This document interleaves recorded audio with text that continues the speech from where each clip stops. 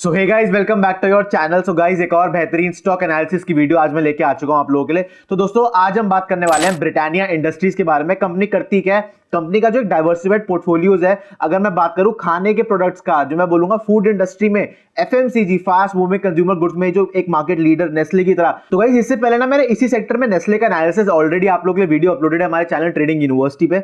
और मैं आप लोगों के लिए ऑलरेडी जो हमारा चैनल है स्टॉक मार्केट अलर्ट, उस पे भी बहुत ज्यादा बेहतरीन कंटेंट लेके आता रहता हूं, मार्केट रिलेटेड और स्टॉक्स रिलेटेड। सो गाइस, दोनों चैनल्स को मैं सब्सक्राइब करते रहना, फॉलो करते रहना। और गाइस, दोनों वीडियोस पे जितने भी वीडियोस अभी तक आ चुकी हैं उनको देखने के बाद गाइस लाइक करे बिना मत जाना। और गाइस, कमेंट जरूर करना कि क्या व्यूज हैं आपके। अगर मैं बात करूं नेस्ले की, ब्रिटानिया की, और भी जो मैंने आप लोगों के लिए स्टॉक्स एनालिसिस डाल रखे हैं उनके ऊपर। सो गाइस, अगर मैं ब्रिटानिया इंडस्ट्रीज के बारे में बात करनी स्टार्ट करते हैं आज, ठीक है। तो गाइस, आपको पता है हमारे जो स्टॉक एनालिसिस की वीडियो रहती है उसमें दो चीजें हमेशा कॉमन रहती है। अगर मैं इन्वेस्टिंग और स्विंग ट्रेडिंग की बात करूं, एक होता है हमारा 1 वीक का टाइम फ्रेम और एक होता है हमारा 200 ईएमए। तो दोस्तों, जैसे कि हम चार्ट में देख पा रहे हैं, the stock is trading below it's 200 EMA.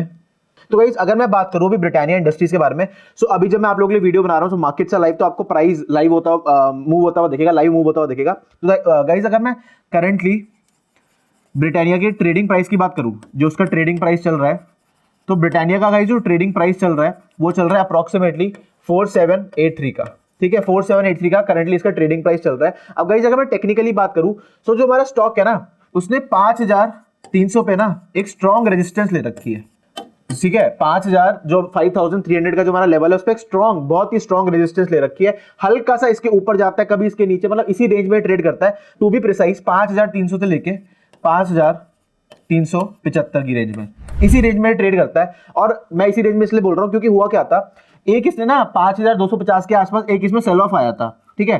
फिर हमारे जो बायर्स है ना, उन्होंने थोड़ा टाइम ये एक ही रेंज में रहा, मतलब एक जो हमारा 1 वीक टाइम फ्रेम पे अगर मैं बात करूं तो पैरेलल चैनल में आ गया था स्टॉक गिरने के बाद, ठीक है। हमारा जो स्टॉक है ब्रिटानिया इंडस्ट्रीज का पैरेलल चैनल में आ गया था, ठीक है। और ये जो चैनल था, इसमें जो लोअर रेंज थी आपकी वो 4400 थी, ठीक है। और दोस्तों, इसमें जो आपकी हायर रेंज थी ना, इसमें जो आपकी हायर रेंज थी वो अप्रोक्सीमेटली आपकी 4750 की थी।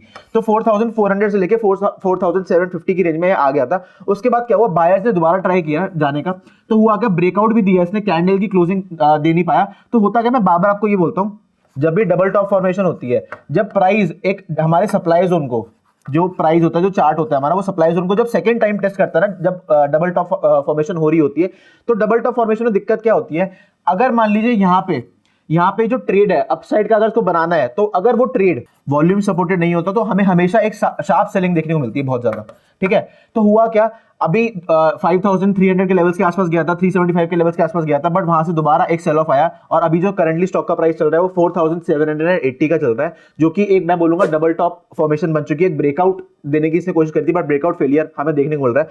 बट दोस्तों, अब इसमें मेन चीज देखने वाली ये है, अब इसमें ये हो सकता है, एक चीज हो सकती है कि ये ना एक ऐसा टाइप का पैटर्न बनाए, ठीक है, ऐसा टाइप का पैटर्न बनाए, जो कि आपको पता है कौन सा पैटर्न होता है। ये होता है हमारा कप एंड हैंडल पैटर्न, ये होता है हमारा cup and handle technical chart pattern, ठीक है।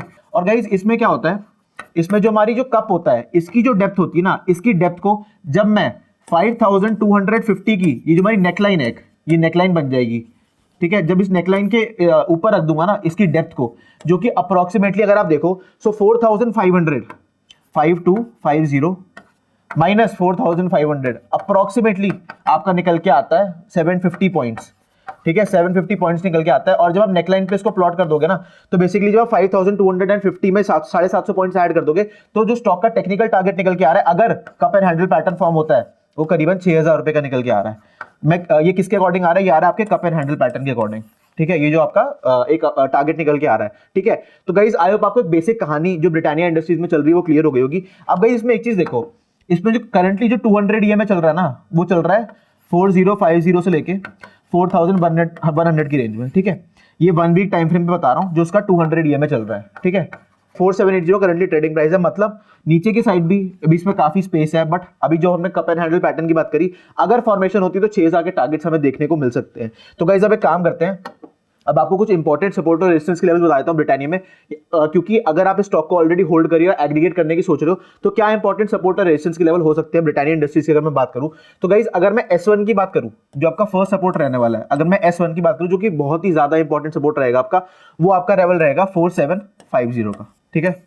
क्योंकि अगर कहीं ना कहीं इसके नीचे जाता है, तो हमें हमारा जो cup and handle pattern form हो रहा है ना, ठीक है, उसमें वो फॉर्म नहीं होगा, क्योंकि होगा क्या, अगर ये वाला लेवल तोड़ा जो कि आपका अप्रोक्सीमेटली 4750 का है, तो कहीं ना कहीं एक टेक्निकल चार्ट पैटर्न फेलियर हो जाएगा, तो होगा क्या, फिर ये इसके 4500 के लेवल्स टेस्ट कर सकता है, तो इसलिए फिर कप एंड हैंडल पैटर्न की फॉर्मेशन नहीं हो पाएगी, क्योंकि उसमें जो कप का जो डेप्थ होगी, जो कप का लोअर एंड होगा, तो उस लोअर एंड को जो हैंडल है वो भी टेस्ट कर देगा, तो वो एक पैटर्न फेलियर हो जाएगा। कप एंड हैंडल पैटर्न की बात करूं, S1 आपका रहने वाला है 4750 का।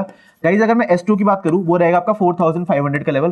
और दोस्तों अगर ये भी लेवल टूटा, तो अगर मैं S3 की बात करूं, जो कि आपका बहुत ही इंपॉर्टेंट थर्ड सपोर्ट रहने वाला है, वो रहेगा आपका 4200 से लेके 4250 की रेंज।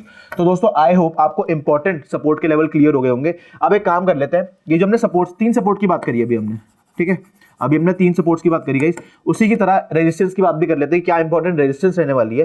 तो अगर मैं आपको R1 की बात बताऊं, तो जो आपका बहुत ही इंपॉर्टेंट R1 रहने वाली है, वो रहेगा 5000 का लेवल, ठीक है, बहुत ही इंपॉर्टेंट स्ट्रॉन्ग रेजिस्टेंस रहेगी। R2 का जो आपका लेवल रहने वाला है, वो 5250 का रहने वाला है। और गाइस जो आपकी R3 रहेगी ना, R3 आपकी रहेगी 5500 से लेके 6000 का, क्योंकि अगर यहाँ से अपसाइड आ रही है, तो मतलब हमारा जो कप एंड हैंडल का टेक्निकल चार्ट पैटर्न है वो एक्टिवेट हो गया है। तो इस नेकलाइन के ऊपर 5250 की हमें पॉजिटिव क्लोजिंग चाहिए। पॉजिटिव क्लोजिंग से मेरा मतलब है, पॉजिटिव क्लोजिंग से गाइस हमेशा मेरा मतलब यही होता है कि वॉल्यूम सपोर्टेड चाहिए, हमें चाहिए वॉल्यूम सपोर्टेड। जब नेकलाइन पे खड़ा होता है ना, इंपॉर्टेंट जो बहुत ही इंपॉर्टेंट सप्लाई जोन होता है, तो उसमें हमें वॉल्यूम सपोर्टेड ट्रेड चाहिए होती है। अगर ट्रेड वॉल्यूम सपोर्टेड नहीं होती, तो उसमें होता क्या है, एक दोबारा आपको शार्प सेलिंग देखने को मिलती है, जैसे कि आपको इस केस में देखने को मिली। हो सकता है यहाँ से कर्वेचर बना के उठे, फिर हमें 6000 का टारगेट मिले डेप्थ के according. So guys I hope आपको टेक्निकली ब्रिटानिया इंडस्ट्रीज में कहानी पूरी क्लियर हो गई, क्या इंपॉर्टेंट सपोर्ट और रेजिस्टेंस के लेवल रहने वाला है, क्या टारगेट और स्टॉप लॉस आप ऑलरेडी अगर इसकी स्विंग रैली में बैठे हुए हो या आपने पहले टाइम से एग्रीगेट कर रखा है, तो क्या आप टारगेट एक्सपेक्ट कर सकते हो, या फिर क्या आपका ट्रेलिंग एसएल रहने वाला है। तो गाइस अब इसको रिमूव कर लेते हैं। अब आप लोगों को screener.in पे लेके चलता हूं, ब्रिटानिया इंडस्ट्री को थोड़ा फंडामेंटल एनालिसिस करते हैं। तो दोस्तों जैसे कि आप अबाउट सेक्शन में देख पा रहे हो, Britannia industries is one of the India's leading food companies with 100-year-old legacy and an annual revenues in excess of rupees 9,000 crores. Britannia is among the most trusted food brands and manufacturers. India's favorite brands like Good Day, जो हम biscuits खाते हैं, Tiger, NutriChoice, Milk Bikis and Marigold, which are household names in India। भाई बचपन में हम खाते हैं, अभी भी खाते हैं अपनी चाय के साथ, अपने कॉफी के साथ।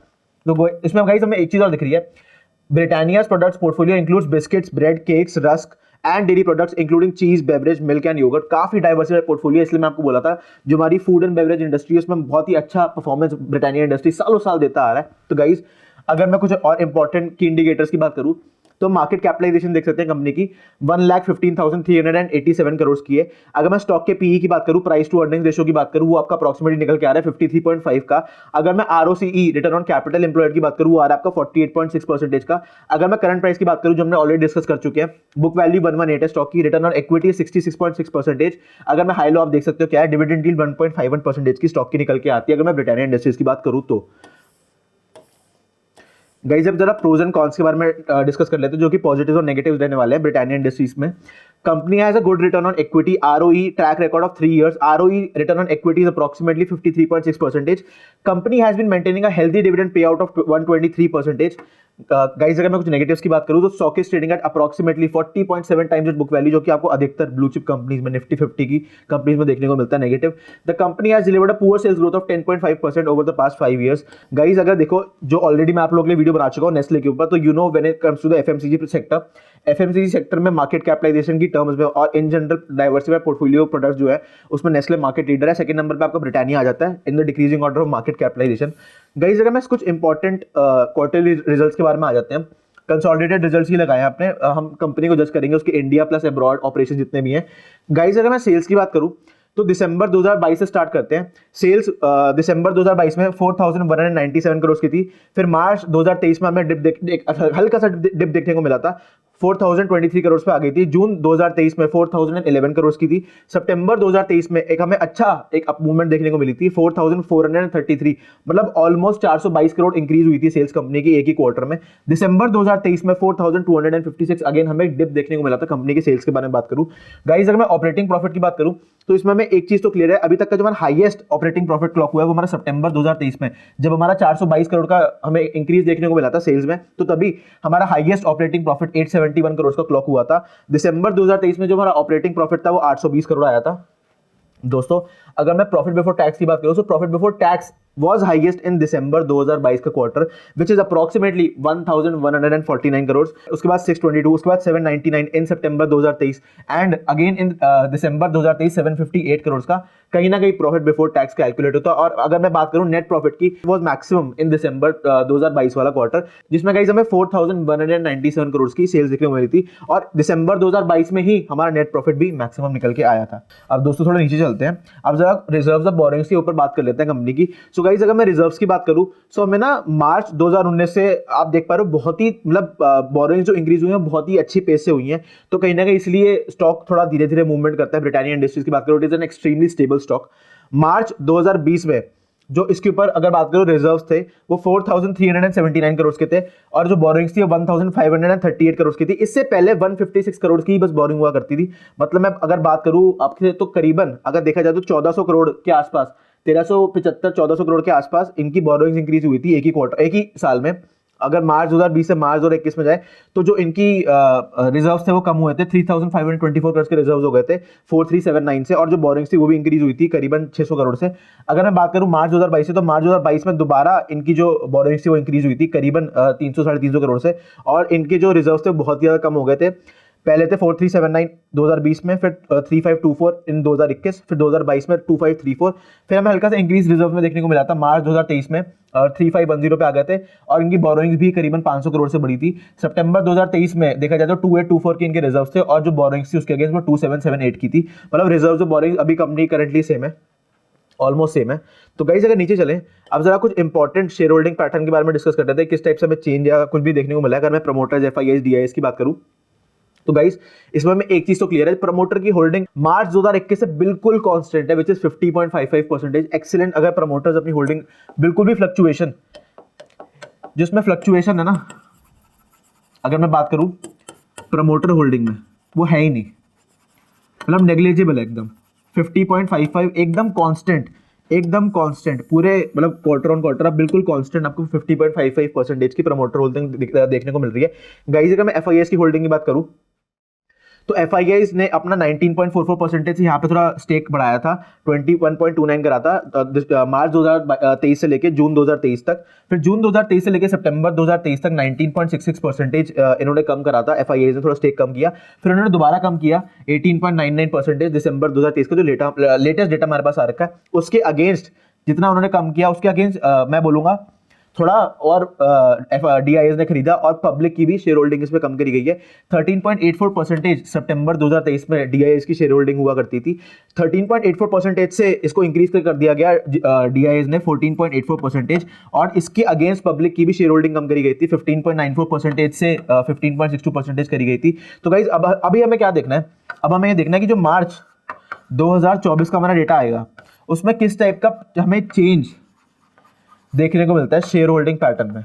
शेयर होल्डिंग पैटर्न में हमें किस टाइप का चेंज देखने को मिल रहा है अक्रॉस मैं बात करूं, प्रमोटर्स मेरे को लगता नहीं चेंज करेंगे, एफआईआईएस, डीआईएस, पब्लिक में ही जो शेयर होल्डिंग घूम रही है किस टाइप के में चेंज देखने को मिल रही है। तो गाइस आई होप आपको एक बेहतरीन एनालिसिस ब्रिटानिया इंडस्ट्रीज का पसंद आएगा, जो मैंने टेक्निकली फंडामेंटल दोनों ही बात करी है, जो मैं आपको टारगेट और ट्रेलिंग एसएल बताएं और क्या इंपॉर्टेंट सपोर्ट रेशंस रहने वाले हैं गाइस आपके ब्रिटानिया में। तो गाइस अगर आप लोगों के पास डीमैट अकाउंट नहीं है तो free links demat account opening आपको डिस्क्रिप्शन बॉक्स में मिल जाएंगे, आप जाके अपना डीमैट अकाउंट खोल के ऐसे बढ़िया बेहतरीन शेयर्स में इन्वेस्टिंग कर सकते हैं। और गाइस अगर आपने गाइस मेरी वीडियोस को अपने फ्रेंड्स और फैमिली के शेयर नहीं करा तो guys I will be very obliged अगर आप सबके साथ अपनी वीडियो शेयर करेंगे, क्योंकि गाइस हम लोग आपके लिए बैक एंड पे बहुत ज्यादा मेहनत करते हैं एक अच्छा कंटेंट डिलीवर करने के लिए, और मैं ये चाहिए होता है कि गाइस जो हमारी जनता देख रही है वो अप्रिशिएट करे हमारा कंटेंट। तो गाइस बिना कमेंट करे अपने हमारी वीडियोस पे मत जाना और मेरे को ये जरूर बताना कि आपको नेक्स्ट वीडियो कौन से टॉपिक पे चाहिए, क्योंकि आपको पता है जिस टॉपिक पे भी आप बोलते हो उसी टॉपिक पे आप लोगों के लिए वीडियो आती है। तो गाइस उसी पे मैं आप लोगों के लिए एनालिसिस कर देता हूं कहीं ना कहीं। सो गाइस आई होप आपको एक बेहतरीन एनालिसिस ब्रिटानिया इंडस्ट्रीज से पसंद आया होगा। So guys thank you for watching all our videos, please like and subscribe to our channel and do share all our videos with your friends and family. We will be back with another great video for you. Thank you so much guys for watching, see you, bye.